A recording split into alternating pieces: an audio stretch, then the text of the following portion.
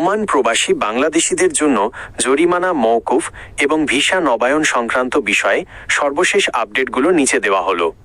Oman সরকার এবং মাস্কাটে বাংলাদেশ দূতাবাস প্রবাসীদের আইনি জটিলতা কাটাতে বেশ কিছু বড় সুযোগ দিয়েছে।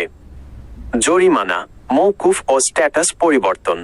ওমান সরকারের রয়্যাল ওমান পুলিশ ROP এবং শ্রম মন্ত্রণালয় অবৈধ প্রবাসীদের জন্য বিশেষ ছাড় ঘোষণা করেছে।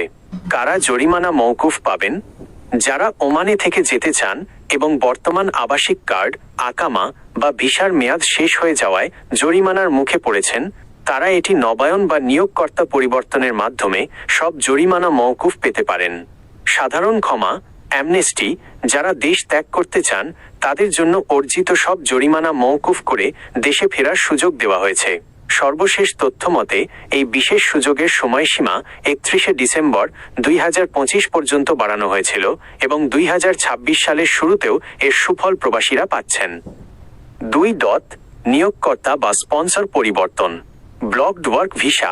যেসব প্রবাসী বাংলাদেশি নিয়োগকর্তা কর্তৃক ব্লকড হয়ে আছেন তারা এখন আগের নিয়োগকর্তার অনুমতি NOC ছাড়াই নতুন কাজের জায়গায় যোগ দিতে পারবেন। এটি ভিসা নবায়নের পথ অনেক সহজ করে দিয়েছে। 3. পাসপোর্টের মেয়াদ বৃদ্ধি ও পাসপোর্ট MRP নবায়ন।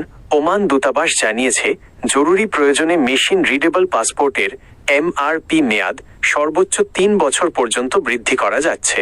এটি করা হচ্ছে মূলত প্রবাসীদের ভিসা নবায়নের সুযোগ করে দিতে।